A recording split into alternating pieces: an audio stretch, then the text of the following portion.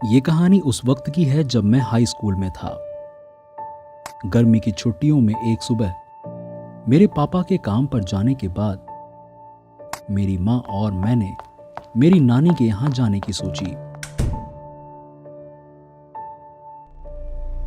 मेरी नानी एक गांव में रहती थी। क्योंकि मेरी नानी का घर गांव में था, इसलिए आगे जाकर हम लोगों को बाईं तरफ एक मोड़ लेना पड़ा।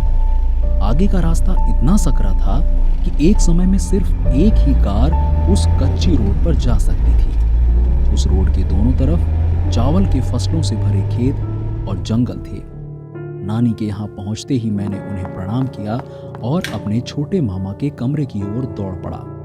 मुझे इसलिए भी नानी के घर आना पसंद था क्योंकि मेरे मामा को गेम्स खेलने का काफी शौक था और उनका कंप्यूटर मेरे कंप्यूटर से काफी ज्यादा अच्छा था। जैसे ही मुझे पता चला कि मामा ऑफिस गए हुए हैं, मैंने उनके कंप्यूटर पर डूम 3 गेम खेलना शुरू कर दिया। एक समय डूम 3 सबसे लोकप्रिय गेम हुआ करता था। मुझे खेलते हुए 1 या 2 घंटे हुए होंगे, तभी मेरे मामा ऑफिस से वापस आ गए। उनके आते ही मेरी नानी ने उन्हें अपने साथ बाजार ले जाने को कहा, क्योंकि हम लोग वहां घूमने आए हुए थे। शाम करीब 7 बजे मेरी नानी और मामा सामान खरीदने के लिए बाजार निकले। मैं बहुत खुश था और हंसते हुए मैंने अपनी नानी और मामा को बाय बाय किया। मुझे लगता है मुझे ये बताने की जरूरत नहीं कि मैं इतना एक्साइटेड क्यों था। लगभग 1.5 घंटे बाद मेरे मामा ने फोन किया। फोन पर उन्होंने मुझे कहा कि वो शॉपिंग करके वापस बाईं ओर मुड़ने वाले थे, पर तभी उनकी कार का एक टायर पंचर हो गया और मुझे उनके लिए नीचे वाले रूम से एक टायर लाने के लिए कहा।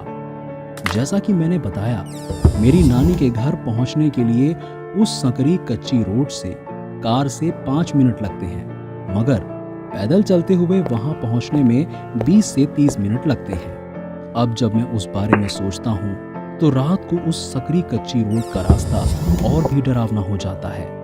खेतों और जंगलों के बीच मौजूद उस कच्ची रोड पर कोई स्ट्रीट लाइट भी नहीं थी, सिर्फ अंधेरा खेत और जंगल। उस वक्त करीब 9 बजे थे और 8 बजे ही उस गांव में हर तरफ अंधेरा हो जाया करता था। सचमुच मैं काफी डर गया था, लेकिन मैं किसी को ऐसा नहीं लगने देना चाहता था कि वो मुझे डरपोक समझे।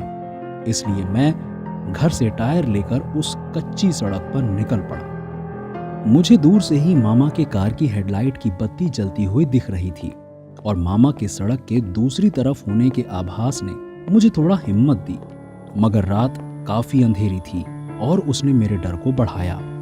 चारों ओर अंधेरा होने के कारण मेरी आंखें अंधेरे में कई तरह के अनोखे विचित्र आकार देख रही थी। मुझे ऐसा लगा जैसे मैंने चावल के खेत में किसी को खड़ा देखा और मुझे ऐसा आभास हुआ जैसे कोई अपने हाथ पर अपने चेहरे को रखे हुए मुझे झाड़ियों से घूर रहा हो। मेरे पैर कांपने लगे और पसीने ने मेरे बदन पर दस्तक दी। ये किसी साधारण अंधेरी रात से भी ज्यादा डरावना था और मेरे खुद बनाए हुए डर और भ्रम की वजह से मुझे चक्कर आने शुरू हो गए। लगभग 20 मिनट चलने के बाद मुझे एहसास हुआ कि मैं अपने मामा की कार से काफी नजदीक हूँ। खुश होते हुए मैंने टायर को आगे बढ़ाते हुए उनकी ओर काफी तेजी से चलने लगा।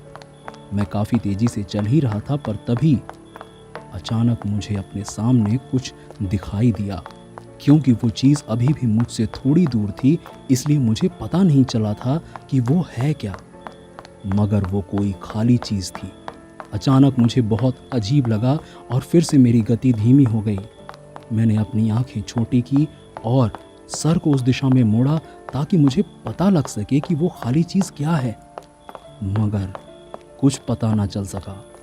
हालांकि मुझे डर लग रहा था, मगर मैंने चलना जारी रखा और सोचा कि कोई भी चीज मेरा कुछ नहीं कर सकती, क्योंकि मेरे मामा और परिवार बस कुछ 300 मीटर ही दूर हैं।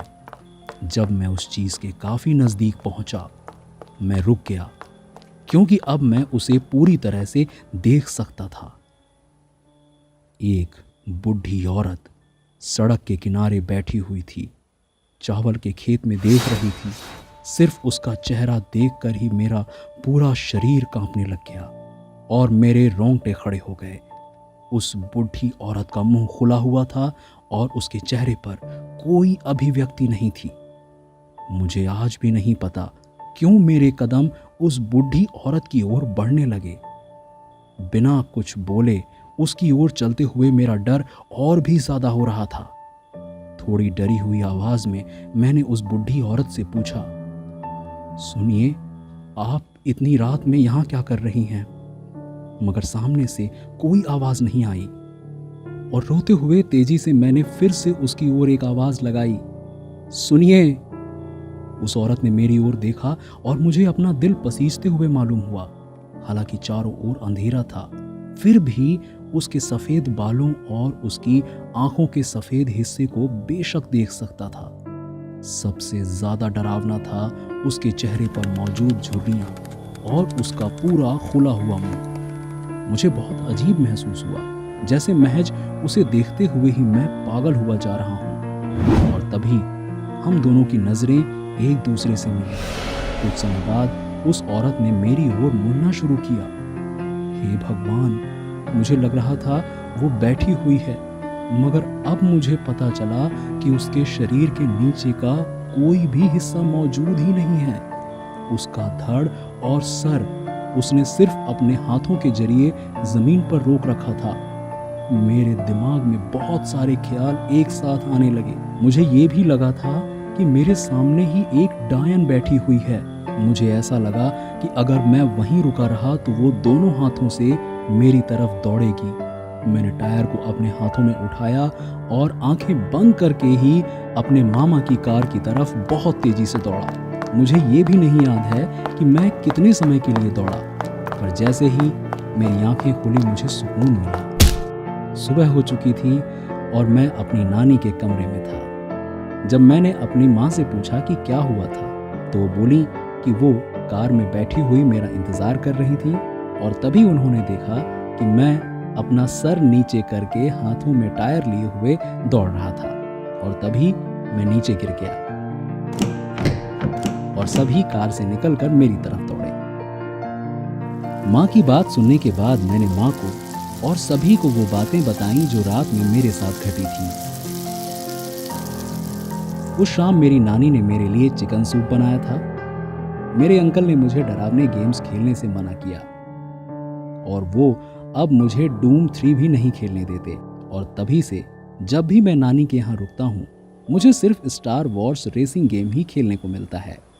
मुझे अभी भी लगता है जो मैंने उस रात को देखा था वो कोई भूत नहीं था, वो सिर्फ मेरे कमज़ोर दिमाग का पैदा किया हुआ एक भ्रम था।